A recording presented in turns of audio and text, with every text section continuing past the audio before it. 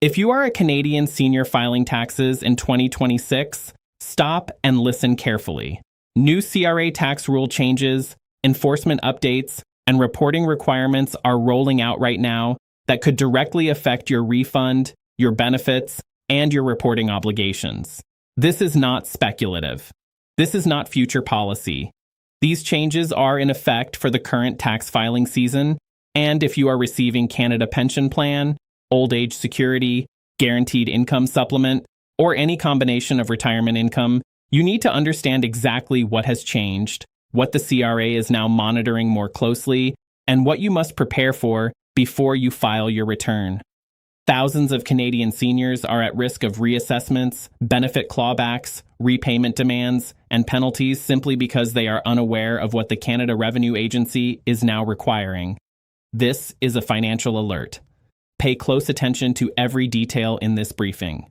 The Canada Revenue Agency has intensified its focus on accuracy and compliance for retirement income reporting in 2026. This includes stricter verification of income sources, enhanced cross-referencing of government benefit payments, and increased scrutiny of foreign income and pension reporting.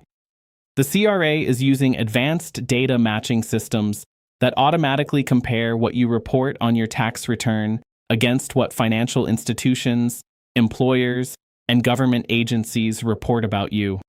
If there is a mismatch, even a small one, it triggers a review. For seniors, this means that income from CPP, OAS, GIS, RRIF withdrawals, foreign pensions, part-time work, rental income, and investment earnings are all being cross-checked with greater precision than in previous years. The margin for error has narrowed. The consequences for mistakes or omissions have increased. One of the most significant areas of change involves the reporting of foreign income and foreign pensions. Under the Income Tax Act, all Canadian residents must report their worldwide income, regardless of where it was earned or where the financial institution is located. This has always been the law, but enforcement has dramatically increased. The CRA now has automatic exchange of information agreements with over 100 countries. Banks, pension funds, and financial institutions in those countries are required to report accounts and income belonging to Canadian residents directly to the CRA. If you are receiving a pension from the United States, the United Kingdom, India, the Philippines, or any other country, and you fail to report it accurately, the CRA will know. They will reassess your return. They will charge interest and penalties. And if that foreign income affects your eligibility for GIS or OAS, those benefits will be recalculated, and you may be required to repay thousands of dollars. Another critical change involves the treatment of RRIF withdrawals and the impact on income-tested benefits. Many seniors convert their RRSPs to RRIFs at age 71 and begin mandatory minimum withdrawals.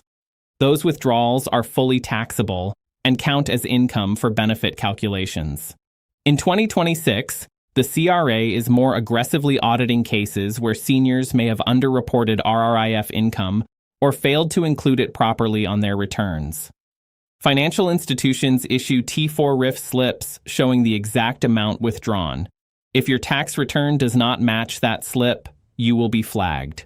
Additionally, if you took a large withdrawal from your RRIF and it pushed you over the OAS clawback threshold, which for 2026 is approximately $90,000 in net income, you will lose 15 cents of your OAS payment for every dollar over that threshold. The CRA calculates this automatically, and the clawback begins in July of the following year. Many seniors are unaware this is happening until their monthly OAS payment suddenly drops. For seniors receiving Guaranteed Income Supplement, the stakes are even higher. GIS is based on your previous year's income, excluding OAS itself.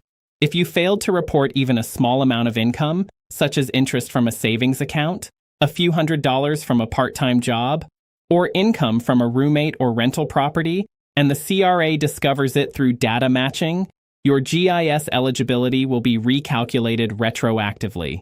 You will receive a notice of debt demanding repayment of the GIS you received, but were not entitled to.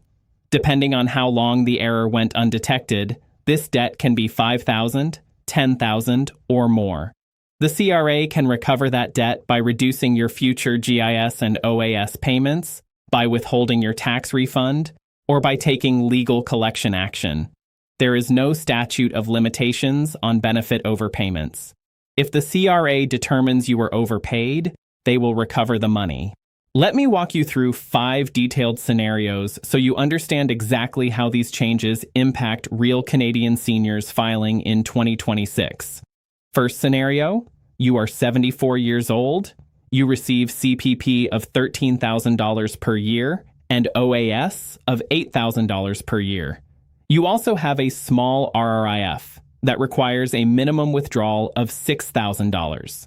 Your total reported income is $27,000. You also have a savings account that earned $300 in interest last year. Your bank issued a T5 slip showing that interest. You forgot to include it on your tax return. The CRA's automated system flags the discrepancy.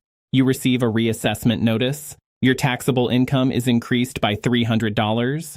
You now owe additional tax plus interest plus a penalty for failing to report income. The total amount owed is approximately $150. More importantly, if you are receiving GIS, that $300 of unreported income reduces your GIS entitlement by $150 for the benefit year. You must repay that amount. Second scenario, you are 68 years old. You receive CPP and OAS. You also receive a small pension from a previous employer in the United States. That pension pays you $4,000 per year, which is approximately 5,400 Canadian dollars.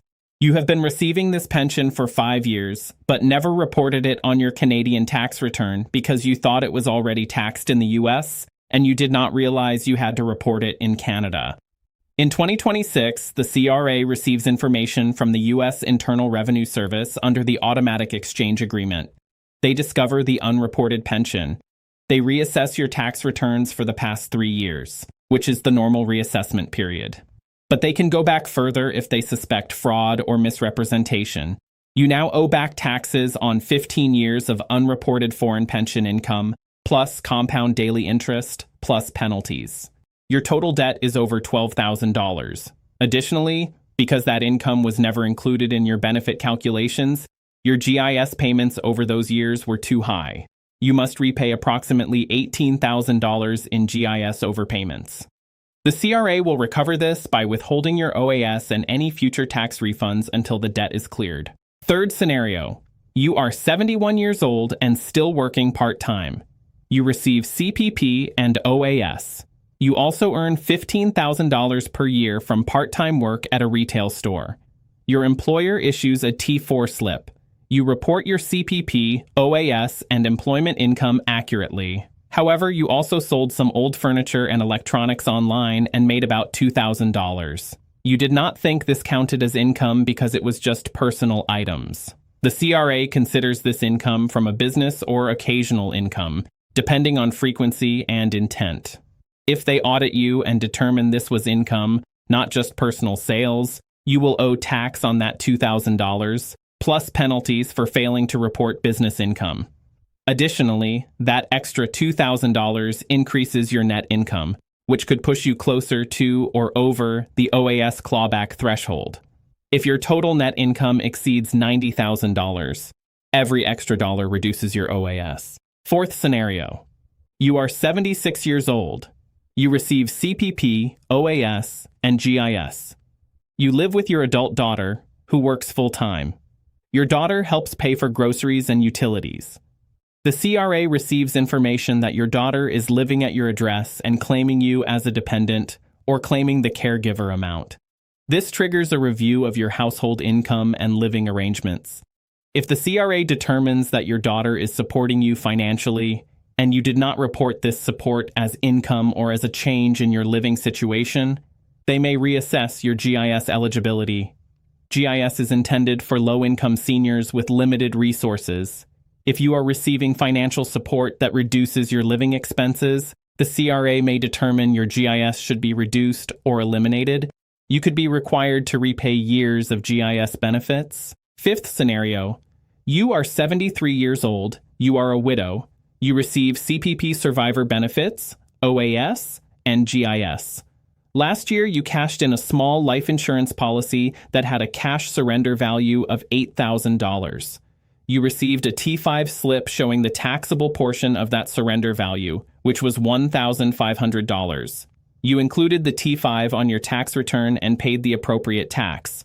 However, you did not realize that the full $8,000 counts as income for GIS purposes, even though only $1,500 was taxable.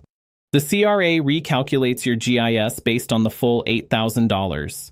Your GIS is reduced significantly for that benefit year. You were not expecting this. You relied on that GIS to cover your rent. Now you are facing a financial shortfall and potential debt recovery if the CRA determines you were overpaid before the recalculation. These scenarios are not hypothetical. They are based on real cases the CRA is reviewing and reassessing right now.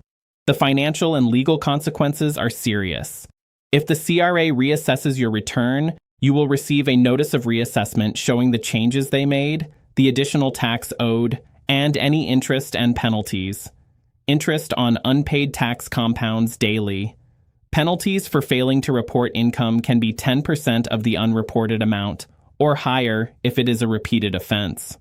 If you knowingly failed to report income, the CRA can charge a penalty of 50% of the understated tax, plus potential prosecution for tax evasion.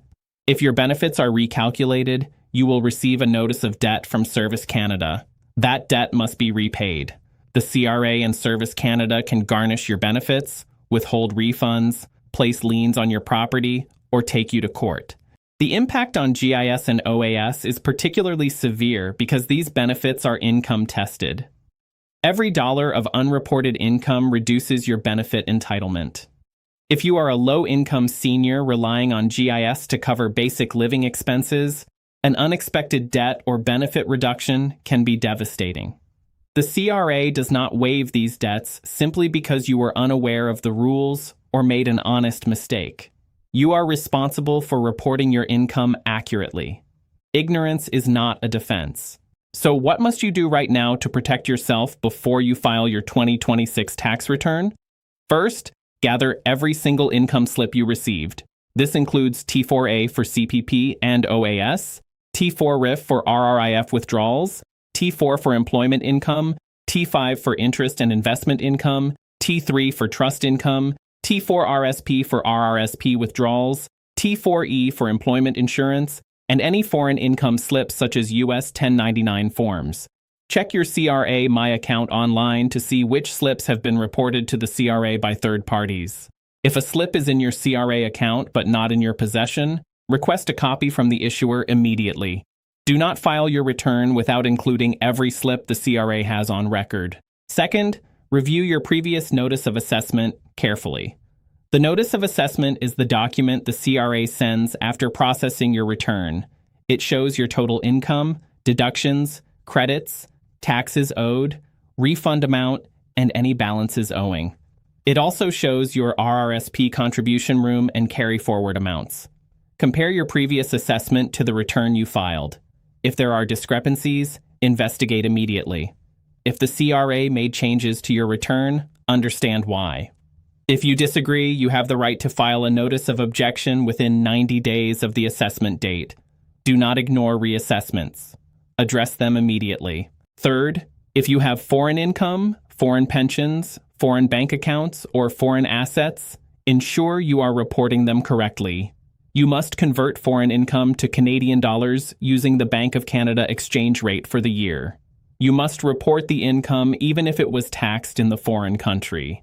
Canada has tax treaties with many countries to prevent double taxation, but you must claim the foreign tax credit on your Canadian return. You cannot simply ignore foreign income. Additionally, if you own foreign property worth more than 100,000 Canadian dollars, you must file Form T1135 Foreign Income Verification Statement. Failure to file this form can result in penalties of $2,500 per year, and the CRA can reassess your return indefinitely if the form is not filed. Fourth, if you are receiving GIS, understand that it is recalculated every year based on your previous year's income. If your income increased, your GIS will decrease. If your income decreased, your GIS may increase, but you must apply for the increase. If you had a one-time income spike, such as selling a property or withdrawing from an RRSP, notify Service Canada immediately. You may be able to request a GIS recalculation based on your current year's income rather than the previous year if your income has dropped significantly. This is called an Option 3 calculation. Not all seniors know this option exists. Fifth, if you are unsure about any part of your return, consult a licensed tax professional. This means a chartered professional accountant, a certified tax preparer, or a licensed tax consultant. Do not rely on free online tax software if your situation is complex. Do not rely on advice from friends or family. Do not assume that because you filed the same way last year, it is correct this year. Tax rules change. The CRA's enforcement priorities change. Professional advice can save you thousands of dollars in penalties and interest. Now let me answer 5 common questions seniors are asking about these 2026 CRA changes. First question, if I made a mistake on a previous return, should I file an adjustment or wait and see if the CRA notices? Do not wait. If you realize you made an error, file a T1 adjustment request as soon as possible. If you correct the error voluntarily before the CRA discovers it, you may avoid penalties. If the CRA discovers it first during an audit or data matching review, penalties and interest will apply. Voluntary disclosure is always better than being caught. Second question, if I receive a reassessment notice, do I have to pay immediately? The amount shown on the reassessment is due immediately. Interest begins accruing the day after the original filing deadline. However, if you disagree with the reassessment, you can file a notice of objection within 90 days and request to defer payment until the objection is resolved. If you cannot afford to pay, contact the CRA's collections department to discuss a payment plan. Ignoring the debt will result in collections action. Third question, can the CRA take money directly from my bank account? Yes. If you owe a tax debt and do not pay, the CRA can issue a requirement to pay to your bank, which freezes your account and allows the CRA to seize funds. They can also garnish your CPP, OAS, and other benefits, though GIS is generally exempt from garnishment. They can also place a lien on your home or other property. Fourth question, will these changes affect my tax refund? If the CRA reassesses your return and determines you owe money, they will withhold your refund to cover the debt. If you are expecting a refund and it does not arrive, check your CRA My account to see if there is an outstanding balance or reassessment. Refunds can also be delayed if the CRA is reviewing your return for accuracy or requesting additional documentation. Fifth question, what happens if I do not file a tax return at all? If you are receiving OAS or GIS, you must file a tax return every year, even if you have no income to report. Failure to file will result in your benefits being suspended. The CRA will not resume your benefits until you file all missing returns. Additionally, you will be charged late filing penalties if you owe tax. The penalty is 5% of your balance owing, plus 1% per month for up to 12 months. Here is your final urgent reminder. The deadline for filing your 2026 tax return is April 30th, 2026. If you owe tax, interest begins accruing on any unpaid balance after that date. If you are self-employed, your filing deadline is June 15th, but any tax owed is still due April 30th. Do not wait until the last minute. Do not assume your return is simple. Do not ignore changes in your income or living situation. The CRA has more tools, more data, and more enforcement capacity than ever before. If you make a mistake, they will find it. If you fail to report income, they will discover it. And the financial consequences can destroy your retirement security. Check every slip, report every dollar, keep every record, and file accurately. If you found this briefing useful, share it with other seniors, family members, or anyone who needs to understand what the CRA is doing in 2026. The more people who are informed, the fewer people will suffer financial loss due to preventable filing errors. Protect yourself. Protect your benefits. File correctly.